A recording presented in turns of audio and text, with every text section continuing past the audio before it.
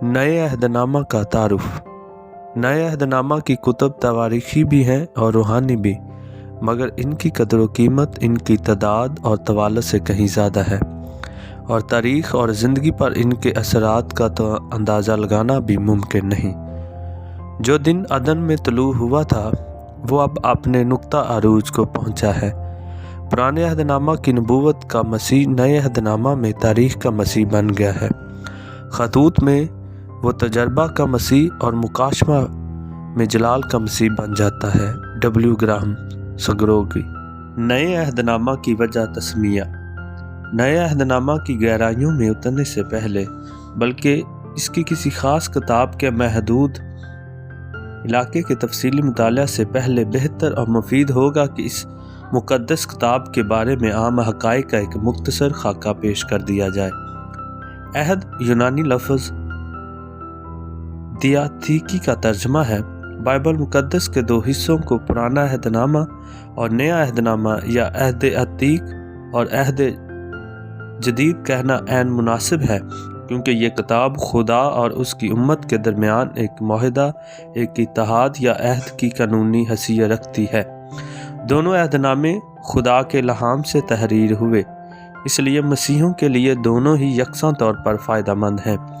लेकिन मसीह पर ईमान रखने वाला शख्स फितरी तौर पर बाइबल मुक़द्दस के उस हिस्से की तरफ ज़्यादा रजू करेगा जो ख़ास तौर पर उसके खुदावंद और खुदावंद की कलीसिया का बयान करता और ये बताता है कि उसके शागिर्द को किस तरह ज़िंदगी बसर करनी चाहिए। ऑगस्टीन ने पुराने अहदनामा और नए अहदनामा के बाहमी ताल्लुक़ को बहुत उम्दगी से यूँ बयान किया है। नया पुराने में पोशीदा है, पुराना नए में आश्कारा है। नए अहदनामा की फ़रिश्ते मुसलमा। कलीसियाई हलकों में जब लफ्ज़ फ़रिश्ते मुसलमा इस्तेमाल किए जाते हैं तो दरअसल यूनानी लफ्ज़ कैनन के मफ़हूम में इस्तेमाल किए जाते हैं, जिसका मतलब है वो कायदा या कानून जिसके मुताबिक किसी चीज़ की कदर व कीमत या म्यार का तयन किया जाता है। नए अहदनामा की फ़रिश्ते मुसलमा इल्हामी किताबों का मजमूआ है। हमें किस तरह इल्म हुआ कि सिर्फ़ यही किताबें इसी फ़हरिस्त में होनी चाहिए? बिदती तहरीरें भी तो इब्तदाई दौर ही से मौजूद थी, चुनाचे हमें कैसे यकीन हुआ कि यही किताबें दुरुस्त हैं? अक्सर कहा जाता है कि एक कलीसियाई कौंसिल ने 4वीं सदी के अवाखिर में एक फ़रिश्ते मुसलमा यानी मुस्तनद किताबों की फ़हरिस्त मरतब की, लेकिन हकीकत तो यह है कि ये किताबें जब लिखी गईं उसी वक़्त मुस्तनद थीं। खुदा परस्त और रूह इम्तियाज़ रखने वाले शागिर्द शुरू ही से इल्हामी सहाइफ को तस्लीम करते आए हैं, जैसा कि पतरस ने पौलुस की तहरीरों को तस्लीम किया। दूसरा पतरस 3 बाब 15 और 16 आयत। अलबत्ता चंद एक किताबों के बारे में, मसलन यहूदा का ख़त, यूहन्ना का दूसरा और तीसरा ख़त, बाज़ कलीसियाओं में कुछ अरसा तक इख्तलाफ राय मौजूद रहा। आम तौर से अगर किताब किसी शागिर्द, मसलन मत्ती, पतरस, यूहन्ना या पौलुस की तसनीफ़ होती या रसूली हल्के में से किसी की, मसलन मरकस या लूका की, तो उसके मुस्तनद होने पर कोई शक नहीं होता। जिस कौंसिल ने मौजूदा किताबों को मुस्तनद करार दिया, दरअसल उसने उन किताबों की तस्दीक की जो बरसों से मुसलमा चली आ रही थी। मुसन्नफ़। नए अहदनामा का इलाही मुसन्नफ़ रूह अल कुद्दस है। उसने मत्ती, मरकस, लूका, यूहन्ना, पौलुस, याकूब, पतरस, यहूदा और इब्रानियों के गुमनाम मुसन्नफ़ को लिखने की तहरीक दी। नए अहदनामा की इन किताबों के माज़ वजूद में आने के सवाल को सही और उम्दा तौर से समझने के लिए बेहतरीन जवाब यही है कि 2 मुसन्निफ़ीन हैं।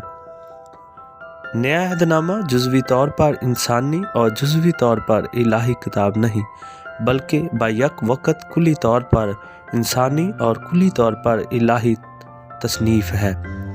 इलाही उनसर ने इंसानी उनसर को गलती करने से बचाए रखा और नतीजा एक बेनुक्स और हर किस्म की गलती से पाक कलमी नुस्खा था। तहरीरी कलाम की एक मफीद और मददगार मिसाल जिंदा कलाम यानी हमारा खुदावंद यीशु मसीह है।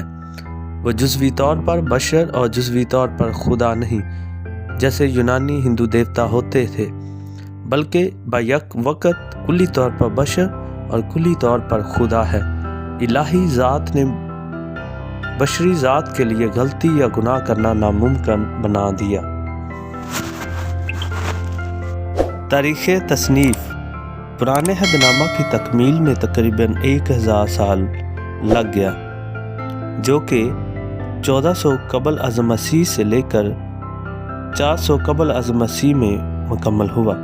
اس کے برعکس نیا عہد نامہ صرف نصف صدی تقریباً 50 عیسوی سے 100 عیسوی میں مکمل ہو گیا۔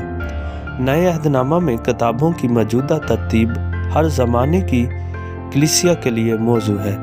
اس کا آغاز مسیح کی زندگی کے بیان سے ہوتا ہے، پھر کلیسیا کی ابتدا اور ارتقاء کا بیان ہے، اس کے بعد کلیسیا کے لیے ہدایات ہے، اور آخر میں کلیسیا اور دنیا کے مستقبل کا مکاشفہ ہے۔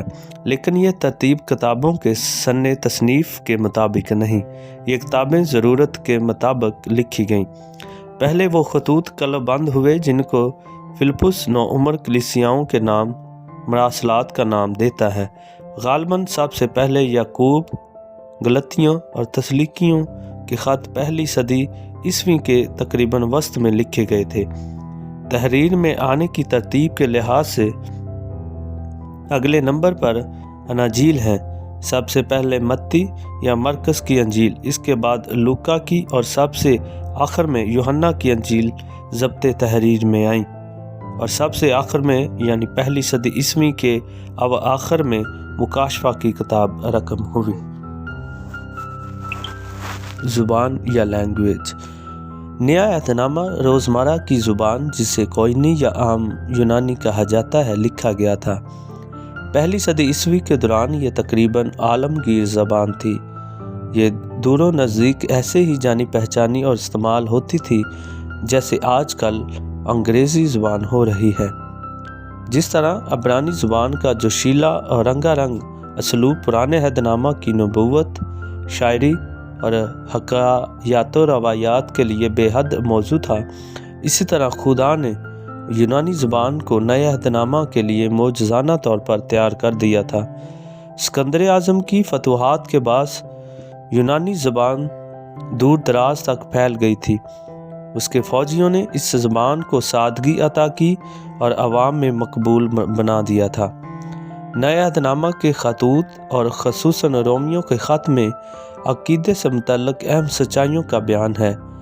یونانی زبان اپنے افعال کی تصریف اور گردان اسم کی مختلف حالتوں، ذخیرہ الفاظ اور دیگر خصوصیات میں صحت و درستی کے باعث ان اہم سچائیوں کے ابلاغ کے لیے بہت ہی مثالی زبان ہے۔